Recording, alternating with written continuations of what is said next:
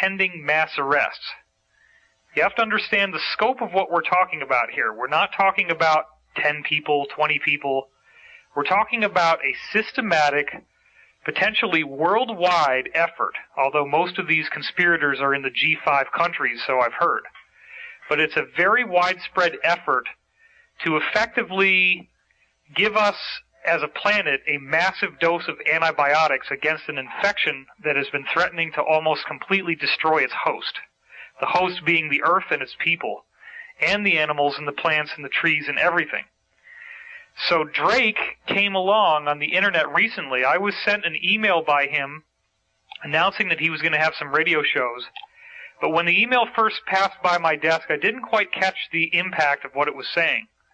Because up until now, the only people who have really been reporting on these pending mass arrests whatsoever have been Benjamin Fulford and myself. And in both cases, we have, together and independently, sets of contacts, some of which are deeply embedded within the Pentagon, who have reported to us that this is very real. In fact, I had heard from an off-the-books source, this is not somebody who's gone public at all, that this had been sparked by 9/11 to a large degree, that many people in the military realized that they were not in the chain of need to know, and that this was not Arabs with box cutters that caused these buildings to fall into their own footprint. If that could happen, if kerosene can melt steel, then every kerosene heater ever built is a massive hazard. But yet they're all sitting there just fine. So something is going on here. People know about it, they're scared of it, and in what I call the sheep effect, they feel that if they keep their head down, then the wolf won't know that he's been spotted, but the sheep who's dumb enough to look up and stare the wolf in the eye is going to make him charge, and that's the one who ends up dying. Well, I'm not afraid of death. Neither is Drake. He's here, and he has put a public face behind something that up until now has sounded like two guys stroking their egos, trying to say something that makes everybody feel good but has no teeth behind it. And now here you are, and I want to hear what you have to say. So why don't you tell us a little about yourself and how you got into all this? Well, what I'd like to do in conjunction with that is let people know what we're not. Okay, great. This will give everybody a better idea as to what's going on. Oh, I'm sorry. One more thing I should point out is that I called you the other night, and we spoke for 4 hours and 22 minutes is what the phone said when I hung it up. And I called you jointly with one of my very senior top insiders. So you will now be able to vouch that you spoke to him and how amazing that discussion was. And more importantly, I've trusted him, built it up over years, and he vetted you out and actually identified dozens of specific points that you said that are not on public record that you could not have known unless you are the bona fide, authentic, real deal. So I want to make that point first. Cool. So some disclaimers you said you have to give us here. What are you not? Yeah, there's a boatload of people who would like to jump on the bandwagon and get whatever they can get in terms of snatching names or name dropping, that sort of thing. They post a website with a certain name and everybody gravitates to it because of this or that. Whether it's selling anything or not doesn't seem to matter. Basically, and I want to make this absolutely clear, there's a thing called nation states. Now, the project we undertook falls under the definition of what a nation state is in terms of sovereignty. However, there is no such thing as nation states. It does not exist. There is nothing by that name from us, okay? Okay. Without affiliation, there's even less. So any of the websites out there that say nation states is probably somebody trying to either sell a widget or build up their importance, or they got an ego problem, or they want to take issue with what we are about. Now, we do not have a group. There is no group. There are several groups, but no main group. There's no leader. And we don't have a database that we keep on anybody. Most of the people are anonymous in that we do not know exactly all of the people involved in this. Now, primarily what this was a project given to us, and I'll explain the parameters of it in a minute. The process was at first an accident in some ways. The information from me came over a radio show that I complained about. Somebody took notes and tried it, and it worked. And we'll cover a little of that in just a minute. But the only basic thing that we've done is a notification process that was defined by the basis of lawful notification of a nation state, its existence, and proclamation of that to the world. And the idea behind doing this is ultimately for sovereignty and freedom. Exactly. For actual states in the United States as well as for individuals in the United States. Exactly. Okay. There are several things that go into this. Now, we're not affiliated with the White Knights, gatekeepers. It's just us. And we, as I said, don't even know everybody involved. Neither do I. It's funny because another contact I have was demanding that they be put in touch with this group. And I said, look, I only have 2 points of contact with this group. Well, okay, 3, but nobody wants to say anything. I mean, the amount of information I've gotten has just been in little bitty trickles, but nonetheless, if you add up what the trickles are saying, this is an incredible, incredible story. What's getting ready to happen here? And some of the things you were saying on the other radio show about how much has already been moved into position and how much is ready to go right now, it's astonishing. So I want people to hang in there, because right now we're sort of going through some of the bookkeeping that has to be done to build up to this. But once we get to the main thrust of this story, it's absolutely amazing. So please go on. Okay. Now, if somebody wants to know about what we're doing, and they would like to listen to the radio programs, which are archived, they need to go to Freedom Reigns. That's Freeedom, just like freedom. Reigns is REIGNS.US. That website has been put up to alleviate us having to repeat ourselves and the extraordinary glut of filling up the mailbox and this sort of thing, so we have time to do what we're needing to do. Now, there is one stipulation in this, and I want to make this absolutely clear. We do not have anything to do with RAP Rusa, which is Tim Turner's group. Restore America program is what you're talking about, right? If you go on the freedomreigns.us website, there are exposures for that group. Yeah, I was just going to say the name Tim Turner seems to be popping up in my mind because I think someone wrote an expose on him recently, didn't they? Yes. One of our principals has an extraordinary library of things that out the group as to what the people in charge were doing, what they intend to do, and the ultimate goal was to literally arbitrarily create their own government and put it in place. Tim Turner has declared himself as a, quote, savior, God, or whatever. All funds collected in the country were to go to him personally, among other things, and it gets worse from there. I'm not going to get into the details. Well, wouldn't this also serve the function of owning the opposition, flushing out the people that really want to do something, and making them think? I'm pretty sure that that's probably what the idea was. Okay. There are several of these types of operations.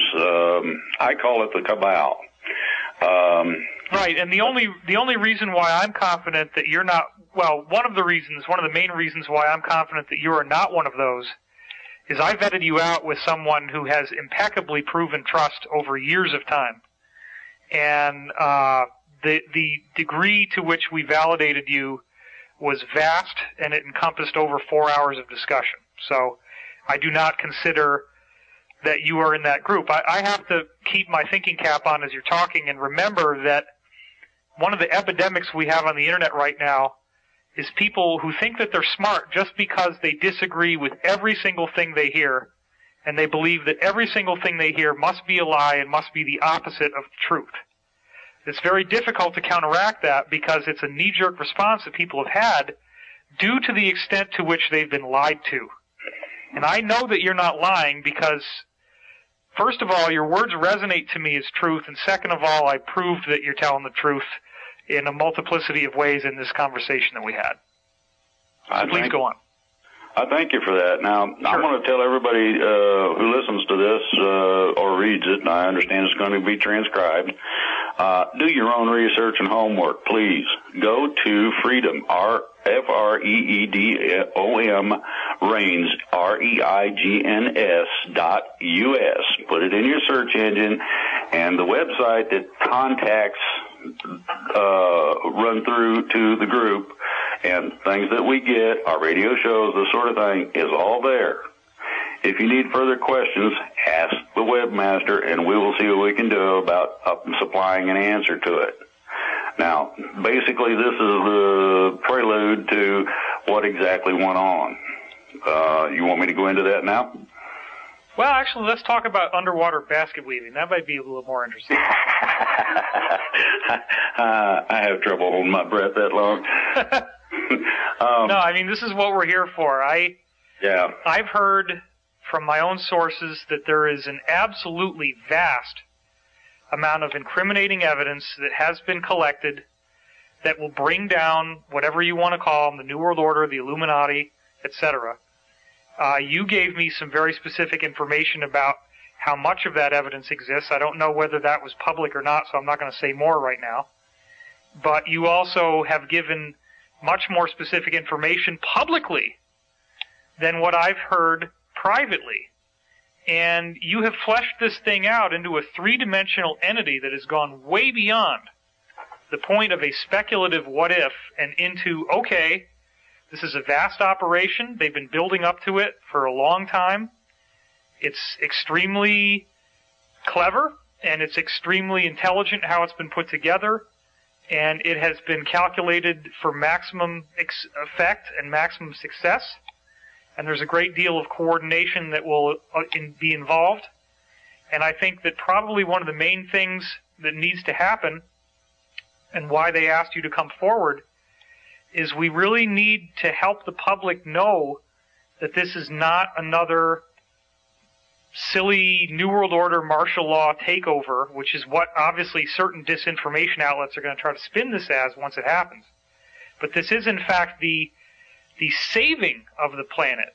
And it's the military, as you were saying, not following unlawful orders and actually living up to their oath of enlistment, which says right in the oath that every soldier has to swear to before God that he will defend and protect the United States against all enemies, foreign and domestic. That's the United States Constitution. The Constitution, that's right. You're right about this. I learned how to. I came up above the radar by accident, but nobody else was putting out any of the basis of the plans involved, nor the level at which this is actually coming from. Consequently, I felt it my patriotic duty to at least lay out some of the basics. Now, some detail I cannot go into and won't go into. If we reach a certain level, I'll say, no, we can't talk about that, and we can go on to another subject. But the basis for this is that I learned how to walk point in Vietnam. So shooting at me does not do a lot of good other than to really upset me for the simple fact that in Vietnam, every time we sat down to eat, we'd get shot at. And scooping your food off the ground ain't no fun, and it's crunchy, among other things. Really does things to me when somebody shoots at me. So that's not something I recommend. Now, my father voluntarily enlisted in the Army Reserve and served our country in Vietnam. and was actually one of the only journalists over there reporting on, among other things, the rock and roll movement in Woodstock. So he was sort of like one of the Good Morning Vietnam people. And he did get PTSD, and I had kind of a rough childhood because, in a way, it was like having a drill sergeant for a father. And that's sort of the aftermath of how Vietnam has impacted me. I just turned 39 years old, and I have every degree of respect and admiration for your service, and I thank you for serving this country. You're very welcome. The basis of this is twofold. Learned how to walk point. Now my goodies are above the radar, so I got put out in the open for two reasons. One, I felt it my patriotic duty to try to inform the people as to what is really going on so that they don't have to listen to a bunch of idiots on the internet spouting off whatever kind of imaginary stuff they come up with. People do not need to listen to those bad dreams. That's primarily what they are. Most of it is propaganda, and most people don't know what the word propaganda means. In Spanish, they put it on trash cans because that's where it goes. So everybody needs to kind of get their heads wrapped around this. Now, I call it fear porn. Yeah, and exactly. I coined that term because I believe that people read this and get addicted to it because it physiologically stimulates you in the same way that sexual material does. It actually makes your heart rate go up, your breathing rate goes up. You get a high off of being terrified. And unfortunately, the powers that were, as I like to call them, have very effectively manipulated that human response so that you have entire outlets of alternative news that, as you just said, have built themselves and have profited extensively off of the undeniably pessimistic view that they keep having. And it's almost impossible to listen to them because they just, when folks like you get on there who have a positive message, you just come against this incredible wall of negativity and fear and just absolute denial that anything good could be coming out of all this stuff that's going on in the world. And I do believe that good people have seen what's going on, and they're rising up, and they're not going to take it anymore. Well, that pretty much sums it up. Now, I'm going to reiterate this again. Do your own research and homework. It's not the responsibility of somebody to teach you the basic English language in order to read a website. Most people have the capability, they just refuse to do so and would rather go off in gaga land in front of the TV or play a video game, or they're busy texting their friends and playing with themselves. The ideology is this. We're coming up against the wall. Now, most people, and I don't care who reads this, most people with any kind of common sense at all knows that there are some real serious things going on in the economy. The lack of jobs, the amount of foreclosures, the separation of families because of economic problems. Okay, these are some of the basis of the fear that these people who originated live on. Now, I want to lay the basic of how I found this, and it was an accident, quite honestly. Okay. I've been studying and been involved in freedom movements and all that stuff for years. I've tried in every way, shape, or form to get somebody to get up off the couch, put the beer down, get up off the couch, and do a little something. Go talk to the neighbor, anything. And yeah, but what if it's really good beer? Well, yeah, but the problem is you sit on the couch and all you do is you consume the beer and you yak about stuff that doesn't necessarily mean anything. You probably would have a good conversation, but most people are talking, ooh, look at that guy shoot that ball at the hoop or whatever. And I'm going to tell you, that's superficial. That's one of the distractions. Just like texting, just like a lot of phone conversation. And the things that do not stay on target. Now, within all this, I've also studied a lot of what's called freedom efforts. This includes freedom philosophers and their type. This man got on a radio show and was spouting off all kind of halfway measures that would primarily and basically get somebody put in jail if they did them. Well, because of my You're saying people grabbing their guns and just, now is it, you got to go out there and start shooting? No, this was even more basic than that. This was like being able to argue a traffic ticket out of court. Oh, right. Real simple stuff. Well, the only problem is that you can get up to 6 months for playing games with the judge if you do not know how to do this. And this guy was leaving out critical information that would guarantee almost that you got the 6 months because you were giving the finger to the judge. There's some things you do not do. Yeah. So the guy basically had upset me. Now, the basis that goes... Well, you don't want to get a Vietnam vet grumpy. That can be a big problem. Well, yeah, but the deal was this, okay? I needed to know. And everybody had told me you can't do this and you can't do that, okay? And then you have things like the Texas Freedom School or Freedom School of Texas, I forget which it is, that does have some good information, but it is kind of fragmented. Okay. And some of it is not complete, even though people would like you to think they are. But for $9.95, you can get the book that explains it all just right. Well, I'm not willing to pay for freedom. That's not what it says anywhere about freedom at all, as far as I can find it. So I decided to do my own research and my own homework. And I had looked at this stuff. I tried to get people up off the couch, and that didn't work. So I didn't have much to do except do the research. I started looking at the basis of law, where it comes from. I'm talking about way back in the woods of history. Some of the places I went required me to have anything that I was intending to copy or borrow a copy of electronically approved before they would release it. Mm. Okay, some of this stuff is not for consumption by the general public, and they make sure of that. Well, after 2.5 years, I figured out pretty much basically what everything said, how it was started. Can an ordinary civilian gain access to these documents, or was this because you had some sort of classified access? No, anybody that it depends on whether or not you're as nasty as a junkyard dog and tenacious as a bulldog and refuse to take no for an answer, and you bother somebody until they decide to allow you to do something simply because they don't want to fool with you anymore. I gotcha. That basically does research, and it covers all of it. Those people who won't listen eventually do when you get a hold of them every day. Right. When you just send them 50 emails a day, one every minute or something, it bugs them enough. It's like Mom.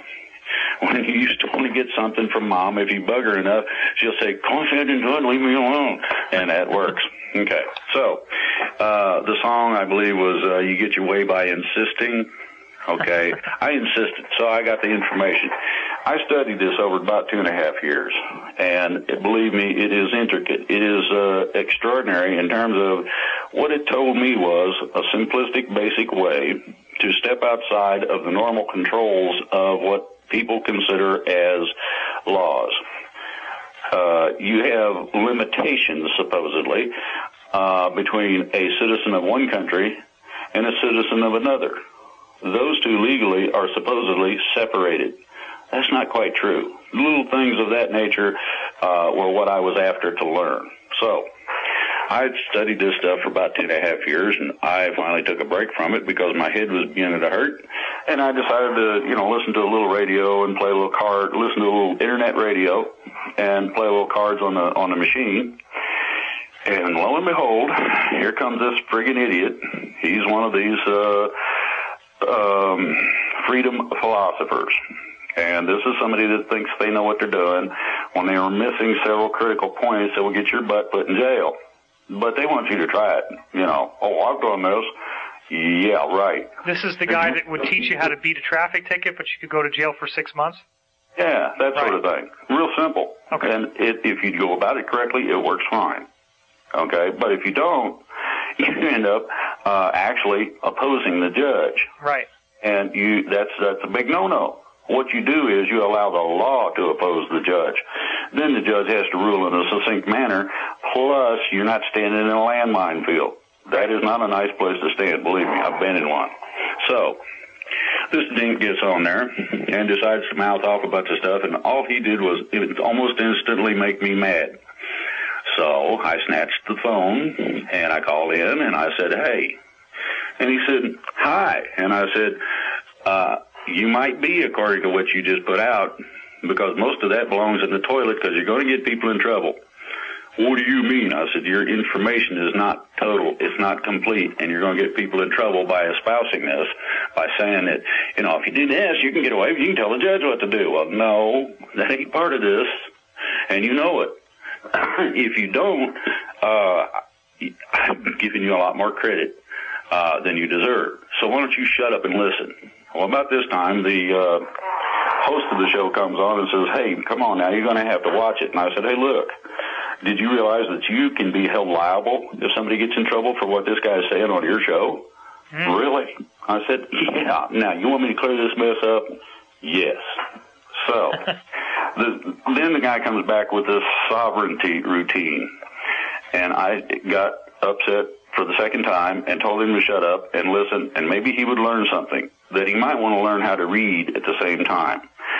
What I basically did was I laid out the primary basis for what is required in order to declare any area. And if you've got an area somewhere in the middle of Timbuktu land, but it's yours, and it's registered in terms of the boundaries, basically, or you have at least real definitive markings so you can tell where it is and what it is and how big it is, you can declare that area sovereign. And by doing so, you actually create your own nation state. Well, if I declared my toilet a sovereign zone, then I could drop waste into it and be pretty much like the government. Well, except that you as long as it stays on your within your area, yes. Now, by that I mean you should declare the whole yard and use a finger system if you're going to do something of that nature, simply so that you're protected legally. Right on. That's what I'm saying. There's little bits of information, and it can get squirrely, and it's a lot of fun to deal with. But so I laid this process out. Basically, what we did and the way the process worked happened, as I said, by accident. While I'm telling this guy how this works, somebody in this great state of Pennsylvania took notes. Oh, wow. And I didn't have any idea anybody would even be listening other than to shut this turkey up that didn't know what he was talking about. Right. So obviously a state itself could be a sovereign zone or declared as such, and those who govern the state could get wind of what you've figured out from your extensive research and implement that research. Yes. Wow. That's awesome. So basically that's what happened in Pennsylvania. The person that took the notes was fairly knowledgeable in the real sovereign legalities and lawfulness, and took that knowledge in combination with what I had put together, got with some other people, and they said, well, yeah, let's see what happens. And so they put together a process of notification, and they sent it off to the International Court of The Hague. Oh, my God. And this is the civilian division, as I understand it, or civil division. And they, of course, sent a reply back when they received it that they had received that package. The rest of it was a receipt of the intent of the package. They had made a copy of what they had sent, certified copy of the original, that sort of thing. Now, their package, then, they're sitting on a package there. The Hague's got one in their records. Right. So now you have a complete paper trail.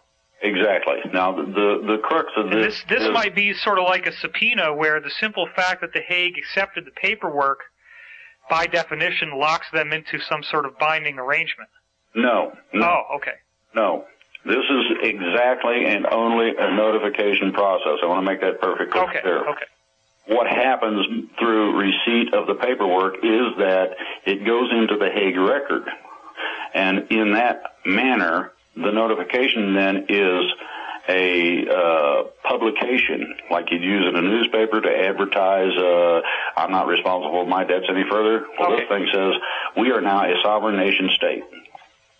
Wow, and gotcha. It's very similar to that, only this is an international newspaper, in effect. We have basically, by sending one little pack like that, created a sovereign, independent nation-state. Wow. Okay, so as soon as they got receipt that this thing had been delivered, they got a call from a higher-up in the Pentagon. And that person says, I understand you guys have been doing some notification internationally? Yes. I understand that you seem to find this process as being rather simple? Yes. The next thing was, do you think you can replicate or reproduce that sucker? And the person went, I don't know. And what you got right then was, I have no idea, quite simply. We can see what's available. We can try and find out. The person at the Pentagon, I'm not going to say that it's a guy because I'm not going to put gender on it, simply that, it could be a female. The people at the Pentagon said, go for it, let's see what happens. They said, okay, we'll give it a shot. Now, these people are involved in freedom just like I was. They wanted to be able to do something that was real, proactive, didn't get anybody in trouble, and yet was something that could be also used in other ways. Okay, they didn't know at the time what that little simplistic package for that one state did, and didn't find out until after they started researching it. What's the time window we're talking about right now? In terms of when this all happened? This happened, started in about October of last year. Okay. Which is not an exact date. As of November, we decided that we were going to move on this. I got involved because I knew one of the people that had been involved with these people before anyway, and was requested, hey, would you like to be involved in this? And I said, sounds good to me. It's better than anything else I've seen. And then when they hit me with the idea of what it contained, I said, no, wait a minute. I was on a radio show and I explained to them what happened, and they said, really? Okay, so here you go. You got somebody getting upset because some idiot gets on a radio show. He tells them what they can do with themselves and how to do it for real instead of playing games with things. Somebody takes notes, they do it, and all of a sudden officials from the government in the military are interested. Can you do it again? And along with that, there's a combination of other people involved with their own shows at different times during the week. And these people, I met those people and got involved sort of indirectly with them. The whole thing... right, I was going to say, it would seem that each state is going to have squirrely barriers to go through, different from Pennsylvania, in order to get this all off the ground. Well, it depends on whether or not you're part of the original 13 colonies, and or whether or not your constitution is de jure, which is lawful by common law, or de facto, which is the corporate government. There's a difference. Okay, gotcha. I hate those keywords simply because when people hear it, they turn the friggin' TV off. They don't want to hear that. Well, I'm sorry, but you do need to pay attention to the difference. Right. At any rate, so we start boogieing with this. Okay, we'll take the project and we'll run with it. We were able to receive notice on about the end of February of this year that the whole package of a majority of the states had been received by The Hague. In other words, each little nation-state package went into a big box, and the big box was delivered to The Hague, and we got notification of the entire package. Now, let me ask you this. Yes. If the military, in its oath to defend the Constitution of the United States against domestic enemies, gets word of a civilian-based initiative which demonstrates that the states wish to have their sovereignty returned to them, doesn't that legally give them the right to move forward on this and enforce the will of the majority of the states? Well, that's part of the process I'm coming to. Okay, great. This is not just a simplistic process of sending a newspaper clipping overseas. Oh, I get that. Receipt that it got to where it was going. So the basic premise of a nation state is this. What most people used was either their own constitution or they wrote one. It had to agree with the 1787 United States Constitution to include the 13th, and I mean the original 13th Amendment, where certain people are not allowed to hold foreign offices here in the States. The Bill of Rights, the Articles of Confederation, and that real cool document called the Declaration of Independence. By declaring our sovereignty and our disengagement or our effort to remove ourselves being individual states, from the corporate United States government, what this did was this rebirthed the Declaration of Independence, which states on page 2 that when the government gets out of whack, you got the right to take care of the problem. Absolutely. Now, here's the other part of this. The manner and format of using those documents, the original founding documents, in conjunction with a meeting by representative residents of a state, gives those people the right to make the declaration.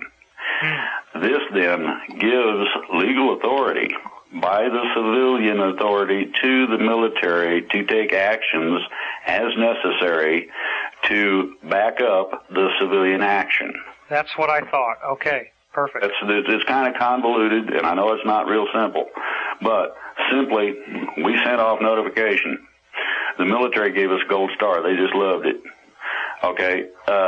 Now, I'm assuming that just so people get clear on this, you're not talking about just a group of ordinary folks who are like surfing the net and listening to truth radio. These are actually people who have some degree of influence in these states that you were networking with.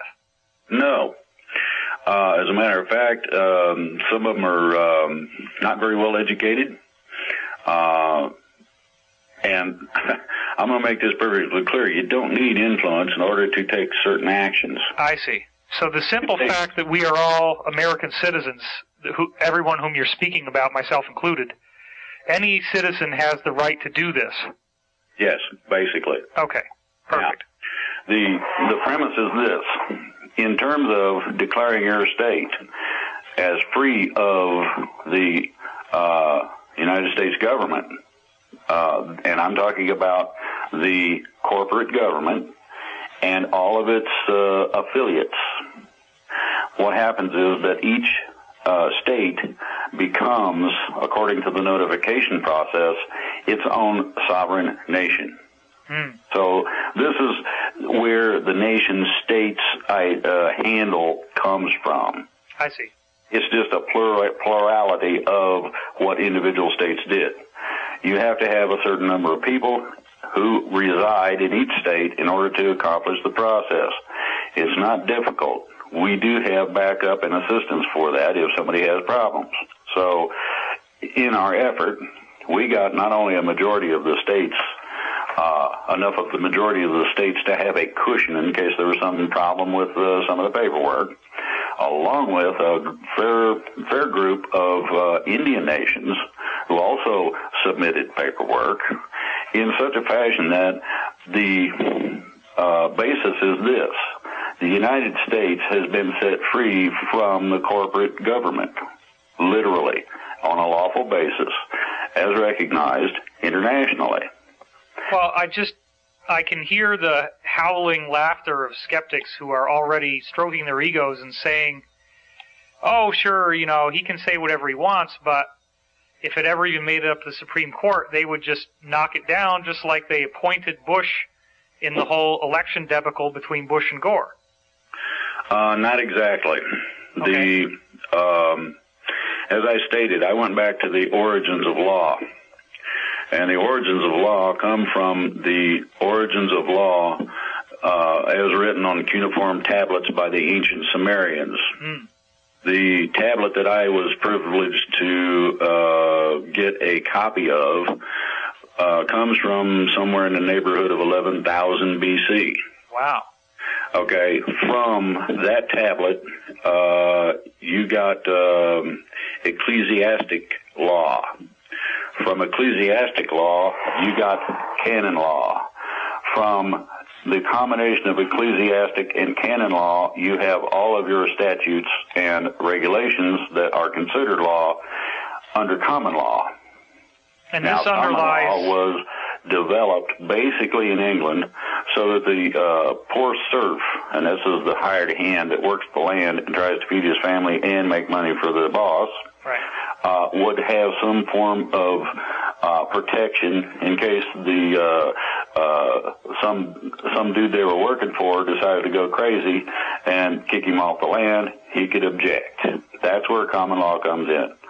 The basis and premise of common law is simple. It contains two basic things. One is no injured party and no property damage, and it's property of any kind, no crime. Just that simple. This is the basis for much of the legal documentation that we used.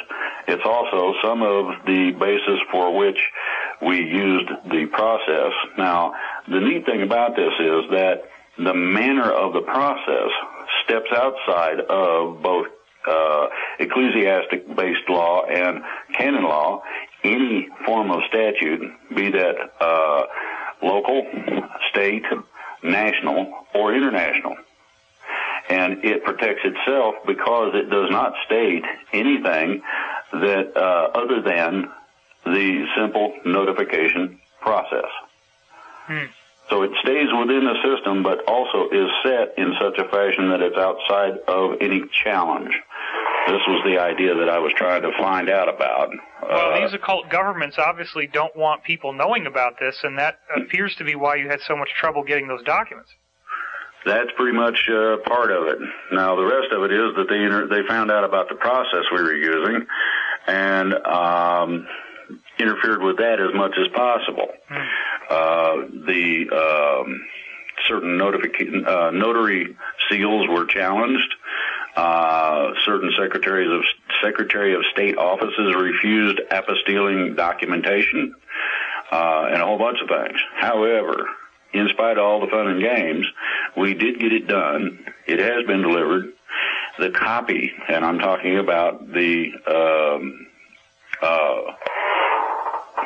real copy.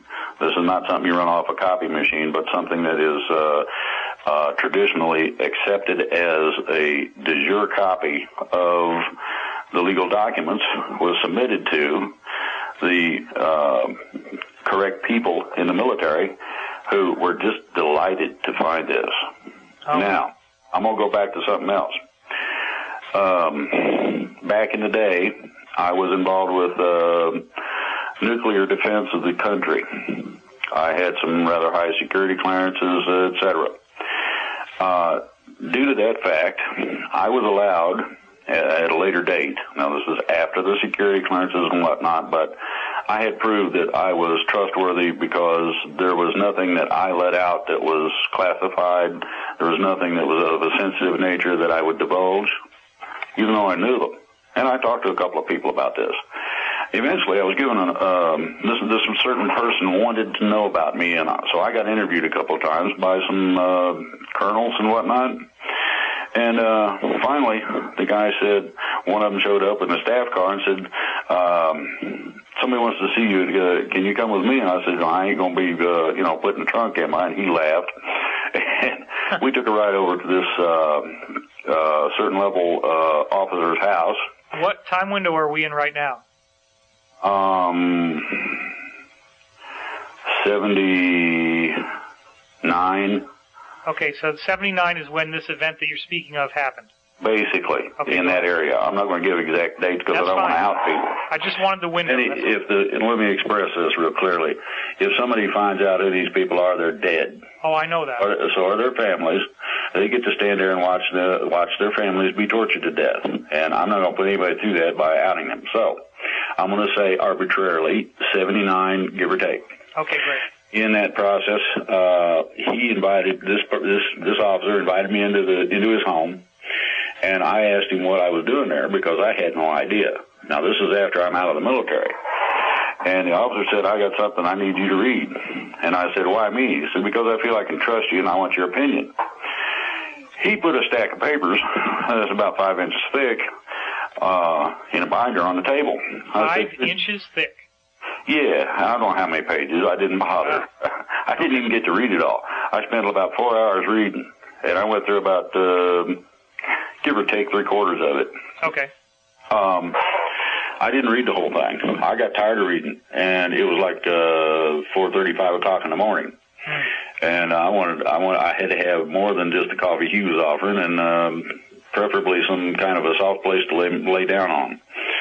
So I told him, I said, well, what is it? What kind of opinion do you want? He said, what do you think of it? I said, well, it says the plan. I said, where'd this come from? He wouldn't really answer. He said it had been in the works for quite a while. I said, give me a date. And he did. And I thought, well, that's interesting. I said, so in other words, certain people took issue with what was going on at the time, figured that the ship of state was going to head in the wrong direction, and decided to start putting this plan together so that you guys would have some form of guidance in terms of what the general outcomes would be. He said, exactly. I said, I like what I read. You might have told this story a lot. You didn't say anything about what the document says. I'm assuming this is something about rescuing America from these Illuminati people? Well, primarily it was generally at the beginning, the ship of state was screwing up badly. Okay. And to keep it from sinking, they actually implemented a general plan real quick. That was probably the first inch or so of the documentation. In such a manner that the people in the military could cause influence to happen to people outside the military who had the capability of changing some simple things. Well, it must have been frustrating to see Watergate come and go, but then basically after a little slap on the wrist, it's all business as usual. Well, you have to realize what was really going on. Tricky Dick was trying to become a dictator. Sure. Could not pull the power correctly, and so that's what happened, basically. Yeah, somebody got a little slap on the wrist, and nothing really came out of it. Now, sure. They did not want to out the fact that they had been involved. This is the other reason that you saw only a slap on the wrist, and you saw nobody in high office involved in it much, one way or the other. There was a couple of people that were used as scapegoats, but other than that, nobody of significance. That's exactly part of the plan. Right. Okay, however, they could put these people in a real sticky situation with a lot of pressure if at any time they decided they didn't want to comply with the next portion of the plan, which starts after about an inch of this. So you're going through these things one at a time. And as this is going, you're also increasing the scope of the plan. Now, the plan basically started with the idea of a military coup. I'm not going to lie to you. They were that fed up at that point, and they felt endangered enough at that point that they actually considered it, and each and every last person involved signed a pseudonym name. It's a code name. Each one of them's got one. That they disagreed with the idea. That is not the way to go because it disagrees with the basis or premise of posse comitatus, that the military does not have authority over the civilian population and are not to engage them. So there was enough old-timers that disagreed that convinced everybody that was not cool, so they decided no. And so over the years, this plan built up. And it got more convoluted. It got more complicated. It got. And this is all in the 5-inch document you saw in '79. Yeah. Okay. And in '79, they didn't really know which way things were going to go because if you remember, from about '75 on, after the fall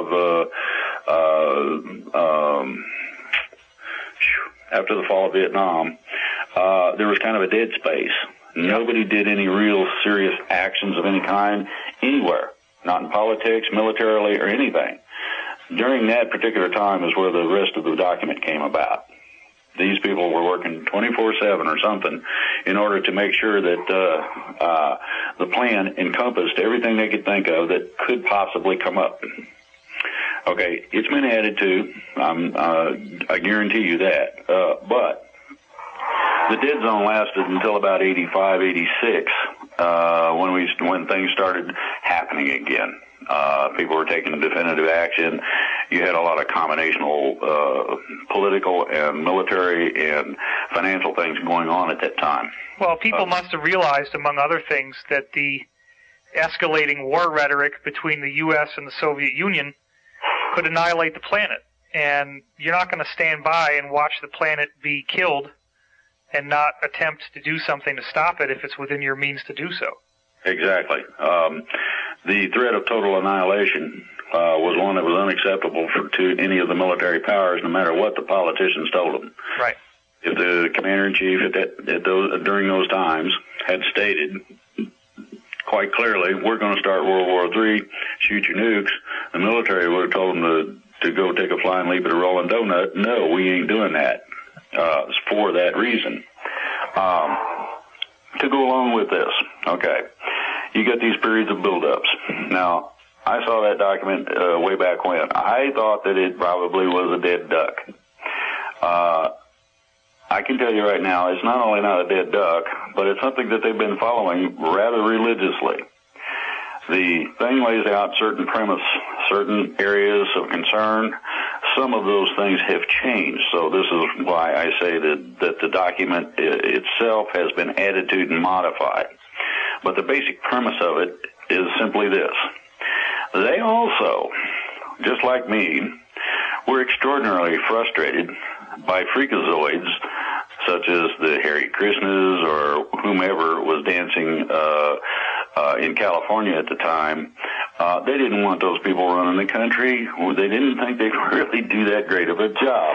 I don't understand how Hare Krishnas could run the country. Exactly. That's what they thought too, and that's how come they're not now. Are they saying that these people were socially active and wanted to take over the government or something? Well, they would have liked to have found somebody that would stand up as a group and actually do something in terms of freedom. And they've been trying ever since the Hare Krishnas and whomever, war protesters, you name it. Nobody as a group collectively, nationwide, would stand up and do anything. Same problem I've had, same problem everybody that I know has dealt in the freedom areas has had. Try and pry somebody off the couch. It ain't easy. Right. So they're kind of bumping along going, boy, I hope this, I hope that the end of the world don't come. I mean, what are we going to do? We don't have any civilian authority to do anything. Well, and the amount of secrecy that would have to be observed in order to preserve this plan is vast. I mean, yes. One weak link in the chain and the whole damn load falls and breaks apart. Well, they weren't so concerned with that, but they were concerned with the fact that there were certain code names in it that would out people that were seriously interested in implementing the plan. Right. The plan was simple. The military was willing to back, with civilian authority, a resurrection of what we started out with originally in terms of government. The idea that a politician has control over a battlefield is totally averse to the idea of even being on a battlefield. Now, that's true. My recommendation to them was to quietly sneak up, would take some Navy SEALs or somebody that's really good, and pick one of them politicians that's got a big mouth and snatch that dough. Put him on the battlefield, not necessarily in danger, but get him close enough so that it becomes a personal deal. And then abscond with him again, put him back, and I'll guarantee you there'll be a whole bunch of attitude changes. Well, they wouldn't do it. That was my suggestion a long time ago. Anyway, so we're bumping along with this. I've tried everything I could. I've had a combination of contacts and whatnot. I've had a combination of political dealings in conjunction with a whole lot of people. I'm sorry. Let me just take one moment here to try to track this in terms of timeline. You were presented. you can't get an exact timeline because that will expose people. I understand, but I just want to give a very vague overview. So you encountered this 5-inch monster document in 79. Basically, in that area. You mentioned that you still had contact with this insider network circa 86. Yeah. So these people stayed in some degree of contact with you and continued to spitball about what group you could actually contact that would be able to back you on this, and you kept coming up short because none of these groups were sufficient in terms of the motive and the intent to actually carry through with this plan. Well, not only that, but you couldn't get, there was no national grouping of any kind. And you cannot take a group from one state and infuse it into another one from another state. All they want to do is argue about who's in charge or whatever. And it is a righteous mess trying to do so. And it doesn't matter what group it is. And believe me, I used to get lists. Here, try these guys. Here's some more. You know, I must have gone through, I don't know, I'd say a few thousand groups. Somebody have a website on the internet, I'd contact them. I tried everything that I could think of. I tried being nasty. I tried actually putting pictures of politicians out visiting whorehouses. You name it. I tried it, and I couldn't. I didn't even get the politician to get mad. I mean, he wouldn't address it because he didn't have to. You know, that's just somebody, some idiot, and he probably made the picture up. So we're bumping along. I'm bumping along, and I'm beginning to get tired of it. And quite honestly, I was at the point of quitting. I just, I got my gun. Hopefully, I'm still able to shoot it if they decide to break down the front door. I was giving up. And lo and behold, along comes this crazy person in Pennsylvania who takes notes on a radio show. And this was back mid of last year, give or take. Actually, probably around May, June area, that I got on that radio show. These people took notes, and all of a sudden they did it. And then all of a sudden, they contact some of the people that I'm in contact with. I'm just kind of playing around, seeing what's out there. And they say, hey, we got a possible project. I said, what's that? They explained it to me. I said, no, wait a minute. I put that out over a radio show just not too long ago. And, well, somebody not only took notes, but they did it. I said, you're kidding me. You mean somebody got off the couch? Yes. Okay. Wow. So after all those years, it's just incredible. Well, so over the period of time, from about the 20th of February this year, since that date, we have had a free country. Now, the plan is this. The military will back, and believe me, you got to have the military involved. Whether you like it or not doesn't make a difference. Now, there's a difference. You do have good guys and bad guys no matter where you go. There are more good guys than there are bad guys in the military. I have found very few that are actually really evil, even in the bad guys. Some of them ain't too cool to be around, but most of them are pretty great people. I fully support, as a veteran, I fully support our troops, period. So does everybody in this movement. I would say that people join the military to pledge their lives to defend and protect the Constitution and the people. Yeah, exactly. And they're not out there to enhance the lifestyles and comfort of the rich and famous. Or those who don't wish to be famous, but who are oligarchs who basically are living off of everyone else. Yes. That's not what they did it for. And everybody, if all you have to do is watch a few of these Illuminati propaganda films to realize that if you do work for these people, they will stab you in the back almost as a law of nature. So anybody who thinks that working with them is a good move, wait until what happens when you're no longer useful and see how quickly they'll torture and kill you and everyone you care about. Well, nobody is immune from that. It's even actually worse than that. The onion that makes up what we're talking about has basically 4 levels to it. The outer level was notified at the same day that our package landed in the international court that they were no longer under their protection. Over a period of a few months, there's been several thousand resignations, house arrests. There's been tons of banks closed or closed for a couple days and reopened. You name it. Now, this is not just bankers. This is also financiers, your exchange people. Everything. I cover it on my website. There's 358 resignations documented by somebody going under the anonymous name American Kabuki. And there's a link for every single one of them, and they're all in chronological order. And this includes on February 29th, the resignation of James Murdoch, Rupert Murdoch's son, from the executive chairman position of News International Corporation, which is Fox. Yeah, that's basically called a protection move. He was not, it wasn't a question of his protection as much as it was in terms of them protecting him, as much as it was his own protection, because he didn't have that much to do in terms of the illegalities that Dad pulled. Right. So he's not all that bad one way or the other in comparison to some of them.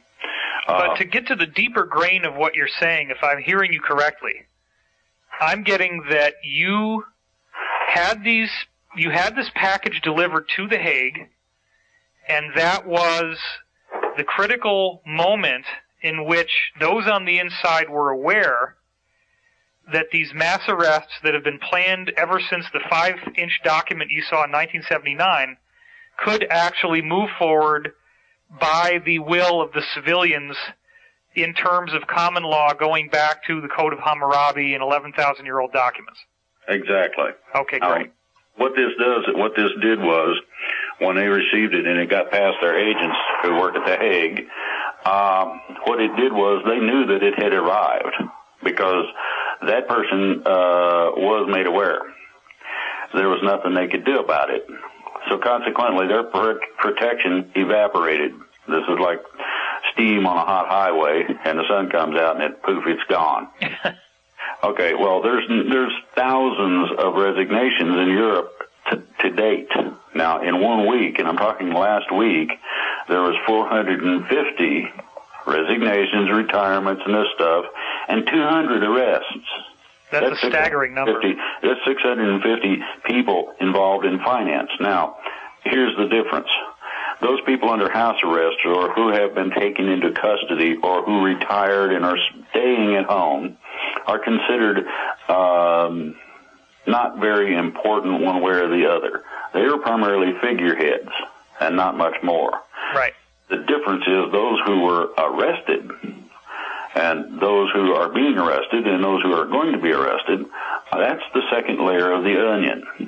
This is why we're not seeing a lot of newspaper and website articles about this, because there's no accountability of these people getting arrested in the outside world because they don't have a public position.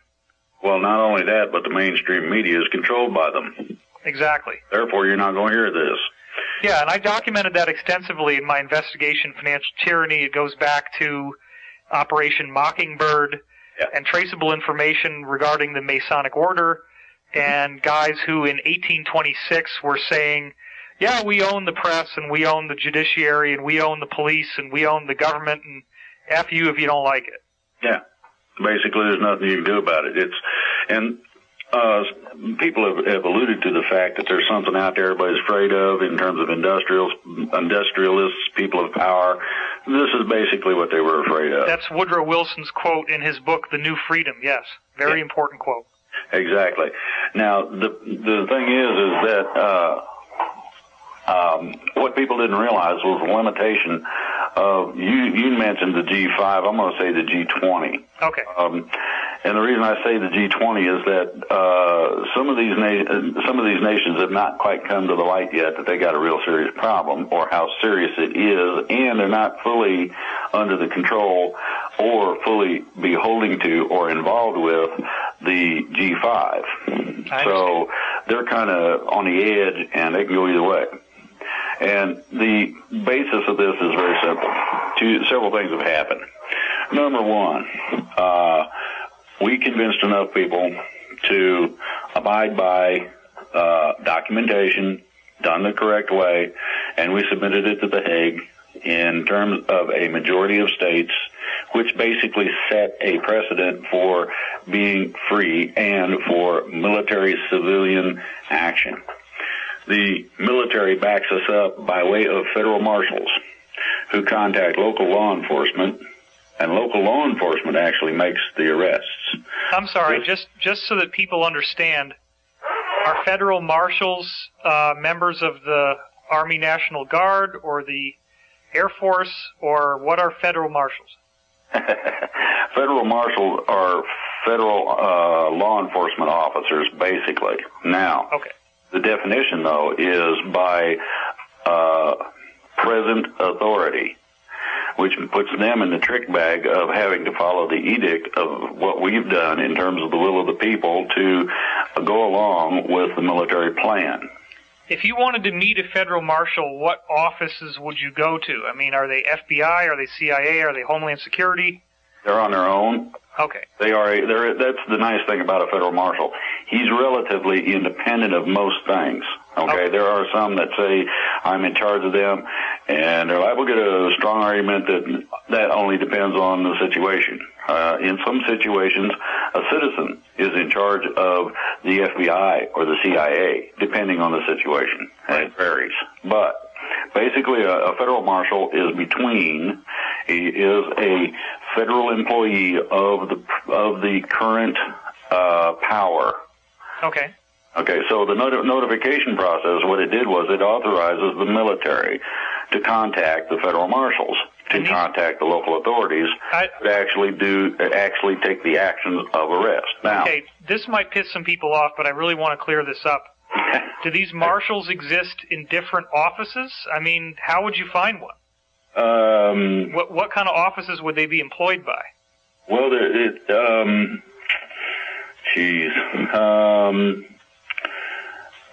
National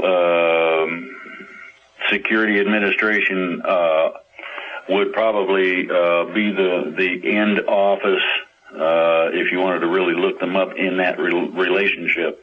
Okay.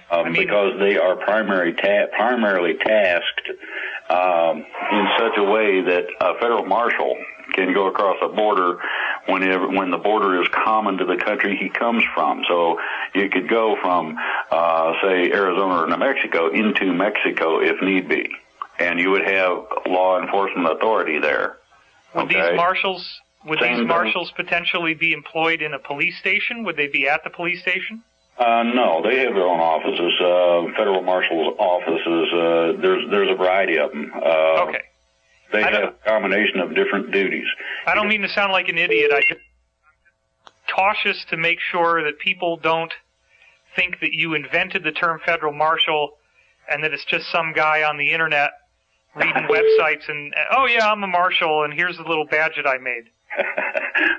Yeah, I bought one of those yesterday down at the dollar store. I understand what you're saying.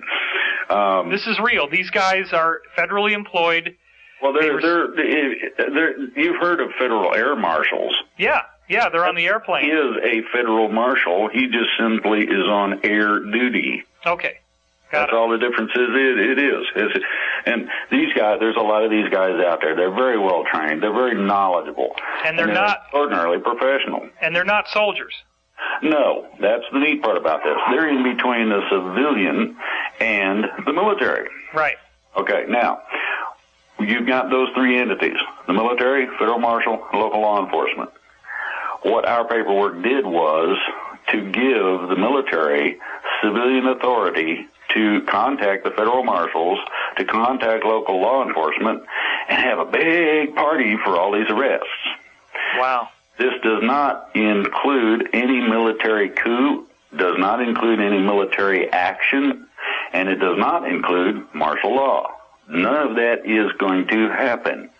What is going to happen, you will see federal marshals backing up local law enforcement, taking people into custody, and there may be a stand of troops in case they need extra bodies to snatch somebody that decides to run, or they need there's a whole bunch of people in a building, and they didn't know that there was 7,000 of them in there, you're going to need extra hands in order to incarcerate all these people, put them on the bus and send them wherever they need to go. So this is the military will act in a backup fashion in some ways. Does that violate posse comitatus? No, because the military is not acting as a police force directly. They're assisting a police action. Exactly. Okay, got it. And the police action is one of control of and or prevention of rioting or general civil disobedience that would call for a police situation. These are all, you have to look all this stuff up. A regular protest of citizenry basically can be met with general police force, but when the people that called out the National Guard on several occasions during things that were a problem have found that they acted illegally. And they were told, don't ever do that again. There were a lot of people who were informed that this is a no-no and this is okay and don't you cross that line. Sure. Okay, so you've got these three entities. Now, back to the plan. The plan stipulates several things. One, you're not going to have police state. You're not going to have the military in control. It's not martial law.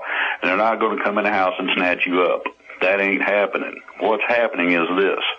The intent and purpose of this plan was to minimize the chaos involved in the action. Now, when you arrest several thousand people in a city, it's going to create a little bit of a hubbub. People are going to see the military. They're going to see a lot of policemen doing the job. And this will be on video. I mean, you're going to have CNN and all the local news people. Everybody's going to have some kind of video of this stuff. And I assume these policemen will probably be in riot gear, which will have black uniforms and scary-looking stuff. Maybe. That depends on whether or not they expect problems with who they're dealing with. Generally, no, because it's not a riot situation. Okay. It could turn that way. They'll bring the gear. I mean, it'll be in the trunk most likely. Most of your people that have been responsible for the problems are office-type people. They're not necessarily physically active or capable. And to go along with that, they're not going to torture them or, he fell down 14 flights of stairs or any of that. Well, and I've heard from my own insider that there are an astonishing number of very deeply embedded moles who are much closer to these people than they ever thought anybody would get and actually not have been outed. Exactly. Now, there's a couple of things in this. First of all, the gist of the plan is to not create chaos. In other words, you're going to have public announcements. People such as yourself and myself will be notified approximately a day ahead of schedule. In terms of putting this on the internet so it can go viral. Okay. I would imagine, doing this interview, this is going to get kind of virally. Well, very much so. Some of my videos have millions of views, and this will be distributed throughout hundreds, if not thousands, of different blogs and reposted. And if we let people know that there's going to be a one-day window of notification, you can absolutely guarantee that there will be a massive tidal wave of publicity once this moment arrives. Well, that moment arrives when we are given the green light to notify our people, the ones that we have contact with. At that point, then, it is to go viral on the internet, and we're to try to access as much mainstream media, be that AM radio or whatever, doesn't matter, but it's as much as we can. Now, I would imagine that the oligarchs, who are the bad guys, are going to be hearing this and saying to people and getting them to listen to this, getting their soldiers and their mercenaries to listen to this and say, you got to get these SOBs because they're trying to overthrow the government. No. What we are doing in terms of the action that's going to be taken, and I'm not talking about us or our actions are only a part of the plan. The plan basically is to arrest these people. No destruction, no firefights, no gunplay, or any kind of violence if possible.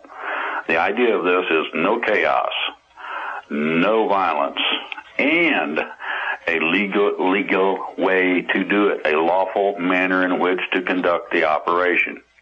This has been coming since George Washington made federal districts out of our innocent group of 13 colonies. So what you have to look at is that the plan also offers protections of keeping the lights on, making sure the internet works, and that the phone does, and you can flush the toilet. You can go to work and not have to worry about it. Right. We've heard from other insiders, in fact, it was from the one you met on the phone with me, that these people since the 80s, and I mean the conspirators now, the bad guys, they have elaborate plans to blow up a whole bunch of bridges and wipe out power and wipe out sewage and wipe out water in the event that anything like this were to happen to them. And I also know, however, that there are so many moles and so many people who will not stand by and let this happen, that if they think they're going to be able to do this, they're sorely mistaken. But they may try, and there may be certain levels of disruption that will need to be prevented, as you're saying. Well, there's basically going on right now tactical positioning. And I mean right this minute. The tactical positioning is being done in such a manner that nobody's going to be the wiser. Right. These are regular people they see every day, and they have no idea that that person happens to be an agent for the good guys, as you say, moles, or however you want to look at that. Okay. The irrespective as to what the fearmongers will tell you, the bad guys have lost enough funds and lost enough support, and there are enough people that are upset with them that their powers have been curtailed tremendously. Well, look, Drake, they wouldn't have done those bailouts if they could have possibly avoided it. That was an astonishing move that really showed that they are just absolutely grasping at straws. And it's like Wile E. Coyote when he's paddling in the air and he doesn't realize he's falling yet. Exactly. To give you an example of how desperate they are, they just had a couple of executive orders from their main lackey in the White House saying that they got rights to everything. I'm well aware of that, and it's utterly astonishing.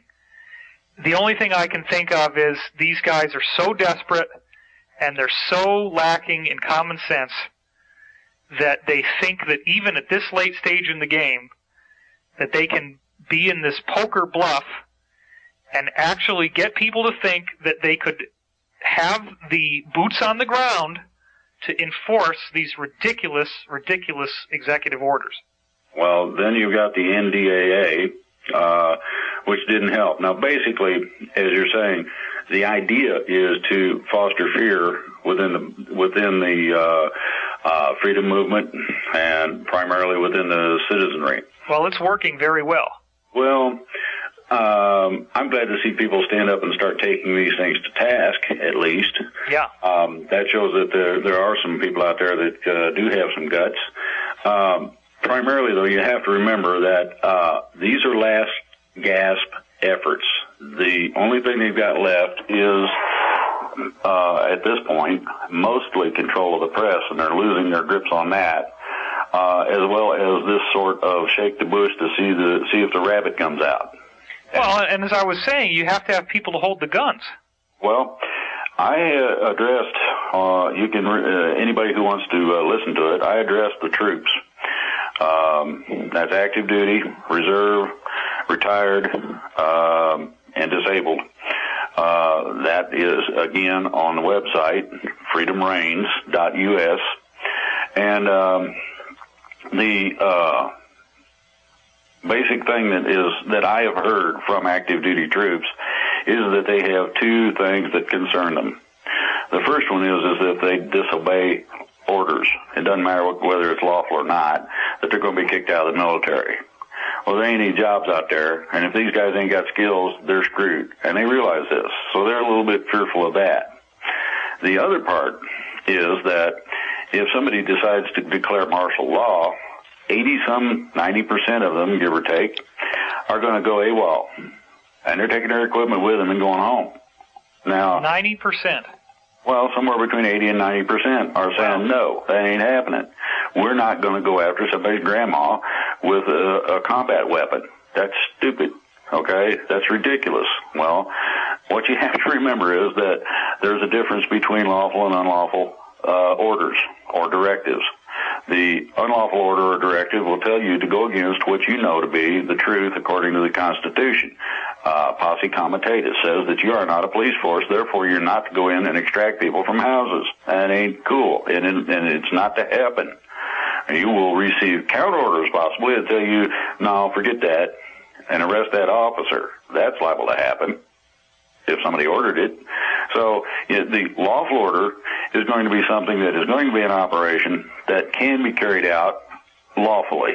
Now, what if some of these guys, some of the things I've heard are that they're basically saying now that, the U.S. government is under the jurisdiction of the United Nations or NATO, and what if they tried to make the soldier have a NATO badge that he's operating under?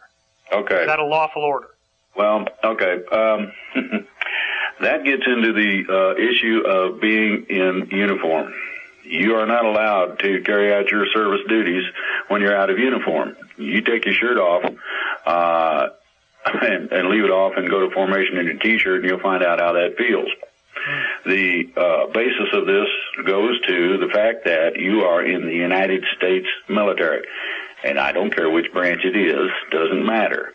You have to be in uniform, the stars and bars above any other service emblem, to include your insignia patch, and that includes the United Nations and NATO.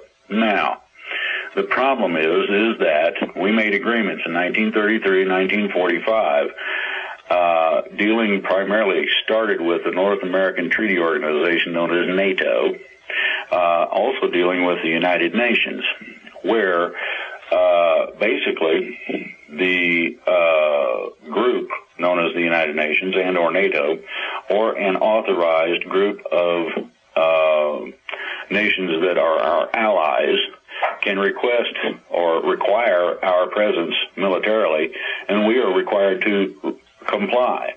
Okay. The reason for this is that our representatives could rescind this and don't have the guts to do so. Basically that and that alone.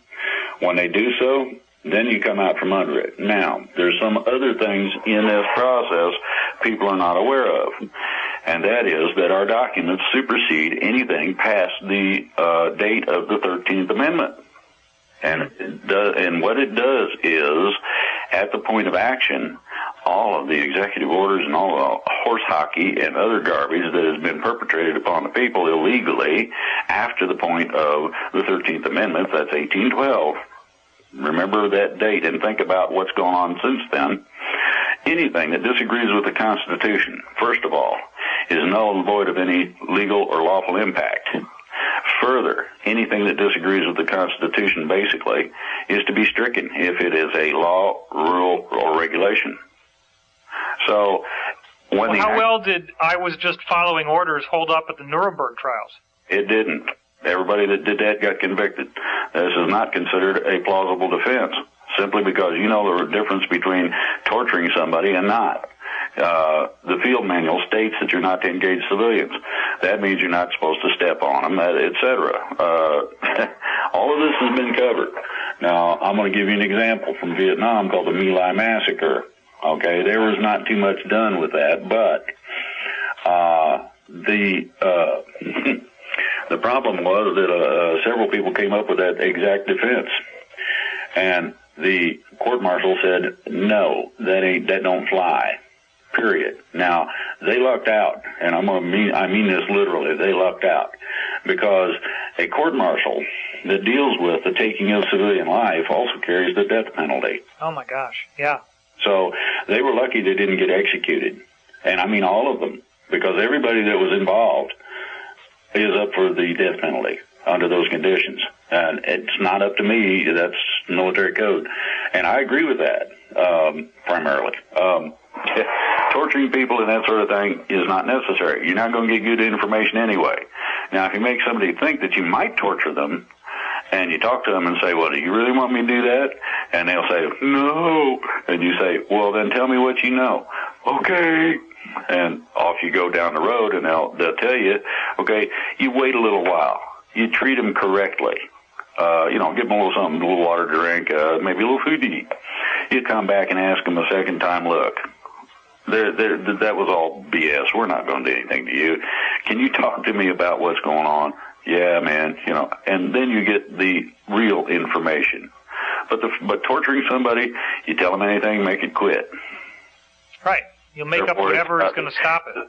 It's about as accurate as somebody's imagination. Just that simple. So if a soldier in the United States military has a commanding officer with bulging earthworm on his forehead, screaming both sets of teeth, top and bottom of the iris, screaming in his face, you have to obey this order, and he does so, he's liable for federal court-martial.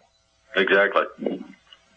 So it might be easier, you think, to say yes when somebody's screaming in your face, but you're also describing a majority of the United States military that already supports these mass arrests, and so if you were on the losing side, you're in a minority, and if this mass arrest works, which it very much looks like it will, then you're going to be held accountable. Exactly. You may have a few opposing forces, but there shouldn't be many. The situation is simple. I know of an incident in Vietnam where a unit was told to wipe out a friendly village. And it was called, back then in the day, a search and destroy mission. Search and destroy means that you go through a village at several levels. We were told to go through at level 1. The level 1 search and destroy means you kill everything that lives, and you burn, mangle, torture, whatever kind of physical structures you find, to include statues or anything. And you leave a burnt spot, basically, with dead bodies laying around. Well, the problem was that I was involved in this, and I knew some of those people, and so did a lot of the other troops. And we told the captain no. And he said, yes, you will. And that's when we pointed our guns at him. Some of the guys, there was a few, who decided, well, yeah, I guess, killing good, because that's what we're here for, so let's go. And we pointed our guns at them and said, no, you ain't. Wow. About a few minutes, and it only took a few minutes. You're going to really shoot me? The captain's asking these guys, well, are we going to go down here and shoot people that are friendlies? And he said, well, I'm not sure. Hold on a minute. A couple minutes later, the orders changed. And the incident was never reported. Wow. And you were there. You witnessed this. Yes. This happened a lot in a lot of cases, simply because it ain't cool to do this. Once you get to know somebody and you find out that they're real people, irrespective as to the differences. Now, you're talking a third world country where it's dirt floors, and that's about it, basically. Thatched houses, or whatever you want to call them. We call them hooch. It's basically a one room, maybe a room and a half. And these people make their living by wading in leech-infested rice paddy water, planting and harvesting rice. They use their water buffaloes a little bit in some cases for some of the heavier work. And they harvest the rice in order to have something to eat. Now, a rice diet is not the greatest thing in the world, but there's also a lot of streams around, so you end up with a combination of fish and rice primarily as the base diet. You can add to that some leaves of some plants that are good to eat. Sometimes you can get bananas. It varies a little bit. But an extraordinarily, and I mean extremely poor place. When you get to know these people, I mean, they're working 20 hours a day if they can, daylight to dark. Every chance they get, they're doing something. And this includes little kids. They're actually given tasks to do. When you see somebody working like that, just simply to survive, and you got an extra can of beans, you make sure that they got it. Right. That's just how it is. You actually look at that and go, man, that little kid's hungry. and you open a can of beans and you make sure that sometimes you stop and you sit down and you make sure that they eat it. Sure, you can use the can for a landmine later. Yeah, well, collect the can, take it with you. But you see people that are little kids that are bony. I mean, their bones are sticking out because they hadn't had enough to eat. And the reason is that they got fish heads and rice to eat. Maybe. That message with you. You remember these things. So, I don't see it as a right. Here we are. We're extraordinarily wealthy. We got the best weapons in the world. We're going to take automatic weapons, M16s, and grenades, and go through it and kill everybody? Well, you give me a good reason, and I'll consider that. If somebody's shooting at me, that's different. These people not only didn't have any weapons, but they would actually come in the night, and they would come up to our certain positions, and say, "Hey, man, yeah, who is it?" And they'd tell you their name. And you say, "Okay," and you'd ask them a question. They'd answer the question correctly. You knew you was talking to the right person. They didn't answer the question correctly. You pulled the trigger. Right. But they would tell, "Hey, you got a bunch of them coming at you from the other side over that way in that little gullet." And 9 times out of 10, it was correct. And this one little village, and these villages were all over, friendly villages, and we made sure they had plenty to eat. We made sure any kind of needs they had were taken care of. We gave them medical care, you name it. I mean, this was an asset to us because unless you've been in the jungle, or another example would be in the sand, unless you've been in a condition of that nature, you got no clue.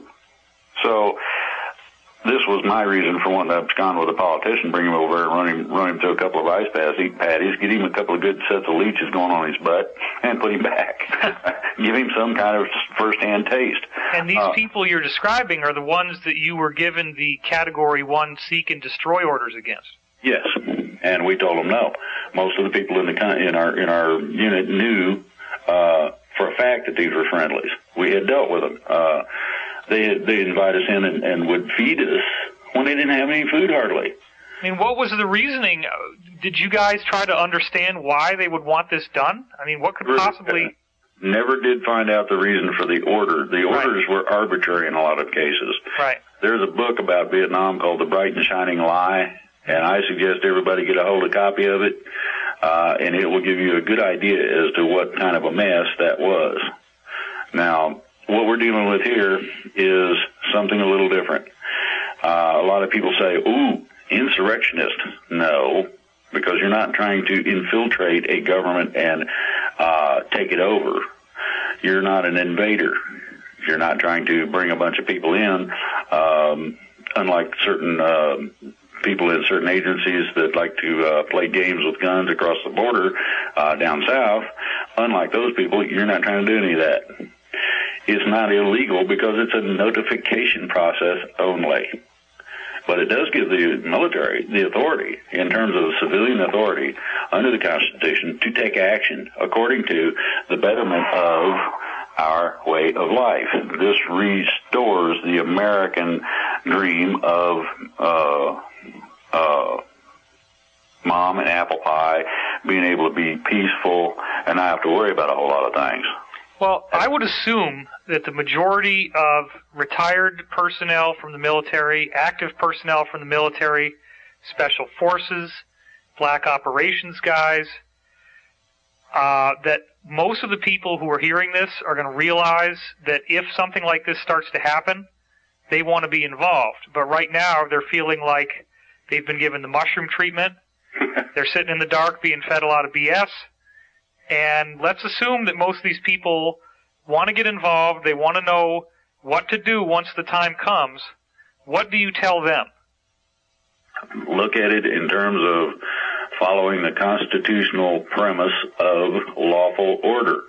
A lawful order will not put you into a police situation. It does not call for roadblocks. It does not call for martial law. It does not in any way interfere directly with the civilian population and its operation. What a lawful order does is it allows you to stay out of those areas in such a fashion that you can carry out whatever duty it is And it could be any kind of a thing. It could be playing war games or whatever, maneuvers. You might go down and assist somebody with logs. You never know. It could be strictly a preparedness or ready training thing. Well, we got to get these guys ready, see how quick they can get their gear, put them in the truck, take them over here, and can you hump up over that hill? How long does that take? These kinds of things are lawful orders. If there were to be an invasion, and I understand that that's been offered and turned down, the difference between that is you're going to have people trying to come across the border for the strict purpose of taking you out. That's different. The other part of this was I was requested to contact as many of the underground as I could, to include militias, to include freedom groups, to include the people by themselves that just happen to have a gun, or kind of like me, too much hillbilly, too red over the neck, and I got too many guns and live in the woods. The premise for my contacting those people was to tell them to get ready, because this is coming. It's not going to be stopped. And it's coming a lot sooner than people think. And the other part of it is, don't, under any circumstances, engage our military. That's not what this is about. You find out from them, what's up? Oh, we're just going down here. Okay. Sometimes some of these people will be contacted to assist them. In other words, this is going to be an all-out effort in this country, and it's going to take a lot of people. There are a considerable number who need to be removed from office or their responsibilities and contained, retained, and arrested. Now, my understanding is they're planning to populate the FEMA camps with all these dinks, and I feel that's appropriate. They build them for us. Now they get to go take a camping trip in them. Karma is a bitch. Yeah, so I'm looking at that. Okay, afterwards, doing this is not, to me, as extraordinarily anxietal as a lot of people would think. I'm not as concerned with this part of it as I am what comes after. There's going to be some interruption. In other words, you need to get some extra toilet paper and a few extra canned goods, and I'm talking about have enough for, say, a month or two. And that should basically cover the lapse in time. Not all the trucks are going to be running, so there's grocery that gets cleaned out when everybody thinks that the world's gone mad, or like they do during a hurricane. Right. Then, if it doesn't get resupplied, what are you going to do? Well, this is why we got extra food. This is why a lot of people up here do. This is why people up here raise their own gardens. Simply, you can stuff and you put it up. And having that extra not only is less expensive than going to the grocery, but just in case something does screw up real bad, and it's coming, for the, say, 10 days, I don't know how many people consider the importance of this, but to me, being civilized does equate to the use of certain hygienic items, and one of those that I know of that to me is extraordinarily important is simple, plain old toilet paper. It might behoove people to think about not being able to go down to the grocery when you run out and get some more. And I'm going to tell you, newspaper doesn't make it. It's hard on certain things that you don't want to rough up. Well, very simply, you have to think in terms of what do you use, okay, and what do you use commonly, and what are the convenience items that might not be part of a shipment that does make it through, okay, or does get to you, it's not considered a survival level item. Well, toilet paper, simple tissues for your nose, sanitary napkins for ladies. And people can subsist on simple rice and beans. All these elaborate products that a lot of these freedom sites are selling are not really necessary. It might make it more comfortable, but if somebody's really at poverty level, you can get by with just buying some kidney beans and some brown rice and just keep that in your pantry. Yeah, exactly. It doesn't take a lot. The idea is this, okay? Lay up some extra toilet paper. If you're lucky, find it on sale, go at it that way. if you find something that you know really tastes extraordinarily good, but it's a $1.49 and they got the other ones for 2 for $1, take the 2 for $1. It's not that much different, and you can make out just fine on it.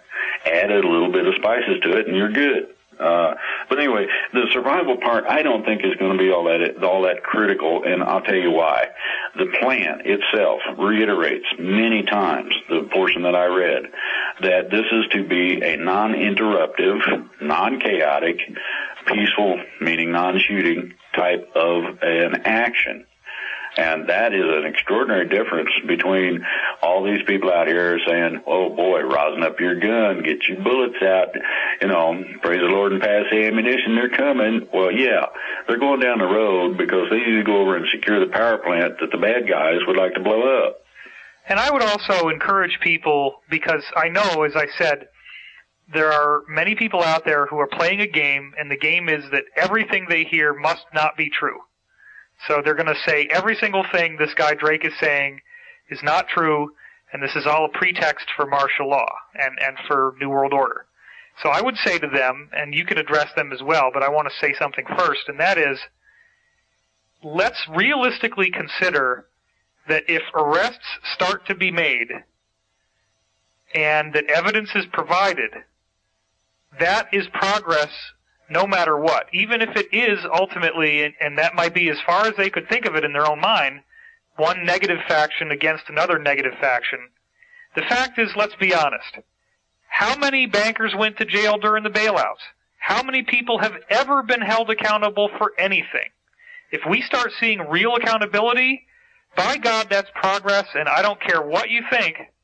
You've got to be able to see that it's a step forward no matter what. If you start seeing mass arrests, something has changed, and it breaks out of that thing that goes back to the Masons, which is everybody who's in on it gets a free pass. Exactly.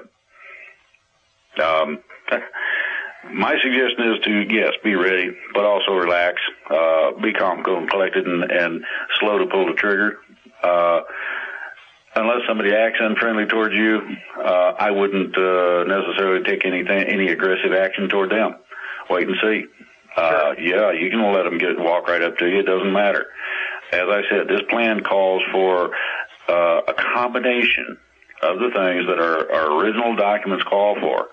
And the basis of this is to officially remove those people who tax you to death for no good reason other than to put it in their pocket. This is to remove the private central banking system. This is to remove a whole load of regulations and regulatory agencies that don't serve any purpose other than control. In other words, this is the freedom. Now, with that freedom comes the responsibility of being what you're supposed to be to everybody that you come across. This is contained in the Golden Rule.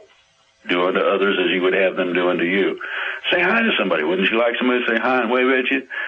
It feels good, okay? Well, let me also point out that in my book, The Source Field Investigations, I quote from the American Federation of Scientists, which says that there's been over 5,000 patents that were classified for national security, and this includes automatically any patent that gets above 70% efficiency at converting energy is automatically classified. So what that means is anybody who invents anything that could challenge oil, you will never see it.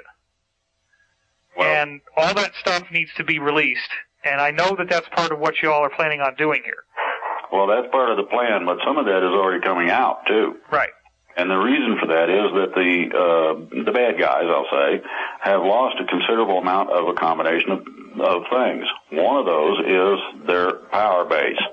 They can't say, well, I'm the mucky muck, do so, and have it done. The other part is they don't have the cash on hand, the finances, to pay the bad guys that work for them. Yeah, mercenaries don't work if you don't pay their salary. Exactly. So you get a situation where they have lost most of their power. They're beginning to lose most of the finance. And I wouldn't be surprised, to be honest with you, to wake up tomorrow morning and find out that the nation had been clamped down. Now, that clamp down is complete. The satellite systems will not work. You will not be allowed to make international calls. There's going to be no traffic in or out of the United States, period. Now, hang on, Drake, because you said that it would be a court-martialing offense and unlawful orders if any soldiers would block roads. And now you're saying that air traffic is going to be blocked. How do those two things line up? Hold on and listen. Okay. This is a neat one. The closure, of our national borders does come under the military auspices of control. They are allowed to do so in the event of extraordinary circumstances. This extraordinary circumstance deals with the freedom of our country. And the crooks who would take every last dime in this country with them when they decided to run for the hills. Well, yeah, and the average person has now heard about Muppetgate, where this guy Greg Smith, who was an executive chairman at Goldman Sachs, comes forward and says that he saw internal memos and that the prevailing climate there was toxic and destructive, and that the only thing they cared about was sucking as much money out of their clients as they could, and they called them Muppets, which is a British term that means a stupid, ignorant person. Well, if you want to get down to the crux of it, I rather imagine most people remember the great fall of the stock market back 07, 08. Yeah, sure. Okay. One of the reasons it went as deep as it did, and we were lucky, one of the reasons it went as deep as it did was that trillions of dollars were automatically sent electronically out of the country. This was noticed because there are people that watch this thing called stock watch, money followers, things of that nature. And it automatically set off an alarm, which a guy noticed, and their communications got cut. Or it would have been a 1933 all over again. They did save us that much. You're saying trillions with a T were flying out of the country? Yes, and this happened within a matter of about 7 minutes. Jesus. Okay, now, the reason that the satellites are going to be turned off is to protect us from that. I see. The reason for no international travel is to keep the bankers from loading up a Learjet and taking off. If they do so, they will be shot down. This is going to be a complete total clampdown for a period of 72 hours, if need be. Now, it should take about 24 hours for the sweep necessary, mass arrest and all this stuff. Secondary sweep will probably take another 5 or 6 to make sure they got all the records necessary to convict these people. The other part of this is that there are certain areas that are sensitive that may contain explosive charges of varying kinds in order to blow up a record. You've seen a lot of these in movies lately where they blow things up and there's big balls of fire. Well, absolutely. That sort of explosive takes out records like you wouldn't believe. Okay, so in order to protect against that, this is the reason, for the closure. Now, this is a limited operation. At the time that they know that it is cleared, that the military portion of the action has been culminated, then, and I say military, the military backs the federal marshals who use the local police, etc. Okay. After that action is taken, we are going to have about a day's time to make sure that this goes viral on the internet. Hey, guess what? Look at this. And there will be some video supplied, as I understand it. I didn't know about this until just the other day. Well, I may be talking out of school here, but I think you're underestimating it when you say the word some. I have been informed that there are DVDs upon DVDs worth of productions, some of which involve some very famous names that people will immediately recognize narrating these productions. And these productions will be apparently airing on television, nothing else, for 5 days running. And it's going to be wall to wall, and they're going to just be educating people about everything they need to know. That's what I heard. There's another aspect to this. Okay. They're going to have what's called a specific education channel. That channel is going to run specifics as to the origins of these guys, the manner in which they accomplished what they did, and how the bad guys got in charge, basically. The DVDs you're talking about are similar, but this is a direct education thing, I understand. It could be, now, and it's not going to be limited to 5 days. This is going to run for several months, because what it's going to do is out this, in terms of the bad guys and their structure, how they took over and how to prevent it.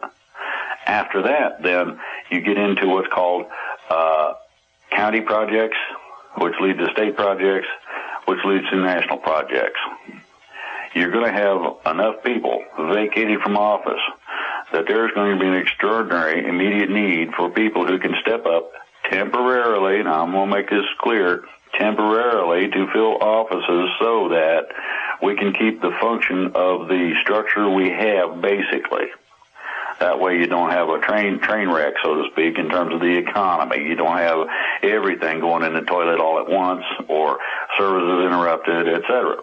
So you're going to have some people appointed temporarily, and it will be specifically stated temporarily. Now, as I understand it, at the end of the 72-hour period, if it takes that long, it may not take that long, at the end of the period of time necessary, 72 hours or less, the public announcement will be made from the press room at the White House. That's according to the plan. The plan has become fluid a little bit because there's been some different things go on that weren't even available in terms of materials, in terms of the types of things that are available now, back when the plan was originally written or basically completed. So it is basically something that is totally awesome. To be a part of something that deals with the rebirth of a country. I feel like I ought to have a musket and some kind of funny-looking hat, and be running around the woods hollering Yahoo! I'm thrilled by this, and the whole reason why I wanted to conduct this interview was specifically to talk to you as you have all of a sudden popped out publicly and backed up something that I was almost the only person talking about. But I do want to make it clear that despite the fact that there's all this hate about me on the internet, and I am primarily a guy who writes about UFOs, the reason why I was trusted with this information is very simple. I'm not anonymous. It's my real name. I'm out there. I'm brave enough to talk about this stuff and risk whatever could come my way. And all it takes is for people to step up and do that. I happen to do that. So I'm sorry if people wanted somebody else, but this is what you got. I'm the one that they told, and now you've come forward, and I really appreciate that. I also want to just kick in here one very important point, and that is that if you go back to the origin of the Illuminati, which was revealed when documents from the original group founded by Adam Weishaupt in Bavaria were seized after an Illuminati henchman was struck by lightning on his horse, and then the Bavarian government officials found these Illuminati charter documents in his breast pocket of his blazer. It was from that point onward, in a series of other arrests that have happened since then, that they found that one of the key areas that these people want to control and completely dominate is science. And so in my book, Source Field Investigations, I have presented information regarding the truth of science and the truth that has been suppressed. It's very important to understand that human health does not require the products of the pharmaceutical companies. There is an aspect of human health that is related to consciousness. There is an aspect of human health that is related to good diet. And there are aspects of human health that are strictly energetic, and I'm talking about cures that require nothing but energy. And that energy, believe it or not, can be harnessed by building a pyramid, and it appears that the ancients who did this were much more knowledgeable than we gave them credit for. And so my point in bringing this up is that the scientific suppression is vast, and it includes a variety of information about the idea that our DNA, its primary function is to store photons. There's about 1,000 photons per DNA molecule, And when you have an area of your body that's sick, it loses those photons, and your DNA doesn't have those photons in them anymore. That's how you can measure where sickness is. A guy by the name of Dr. Fritz Albert Popp studied cancer and found that the only commonality between carcinogens is that they scramble light that comes in at 380 nanometer wavelengths, which is ultraviolet. What does that mean? That means ultimately that since cancer is cells running out of control in your body, the ultraviolet light that's stored by your DNA, which would break out when he broke open a DNA molecule, by the way, that light is being stored to send control messages to the cell that tells it to stop reproducing. Now, this is one of a vast variety of things that all leads into my main point, which is that it appears that we are going through some sort of evolutionary stimulus to the energetic portion of our DNA. And this is not a random speculation. This is actually based, for example, on the work of Dr. John Hawkes, an anthropologist from University of Wisconsin, who has studied the last 5,000 years of mummies and grave sites that he could dig up and analyze the DNA, and he's concluded that our DNA has changed structurally by a whopping 7% in the last 5,000 years. That means that human evolution has already rapidly sped up on a genetic measurable level. You can trace it in the DNA. And in the last 100 years, there's also something called the Flynn effect, which is that IQ scores have had to be readjusted every decade because people keep getting smarter and smarter and smarter. And so all of this leads back to ancient knowledge about the times that we're now in, which was inherited by these Illuminati New World Order people. And I make a very compelling case that they are well aware of these ancient cycles. They know that the cycles end in 2012. They believed that this would result in some sort of catastrophic earth change, which is a misunderstanding. I want to make that point very clear if I bring this up at all. That is that the origins of these ancient prophecies can be traced back to two ancient civilizations, one of which was in Antarctica, which we call Atlantis, the other of which was in what's now Siberia. The Earth's position did shift at that time, but according to a variety of credible threads of evidence that I've tied together, it was actually the result of nuclear weapons being used. People don't realize that the Earth was home to very advanced civilizations that lost their technology because 90-95% of beachfront property, which is where everybody wanted to live, was inundated. But these people had very advanced knowledge, and that knowledge was passed down from the Siberian strain to Iran in the form of Zoroastrianism, to India in the form of Hinduism, and on into Europe. So you got to go back to Zoroastrian and Hindu prophecy.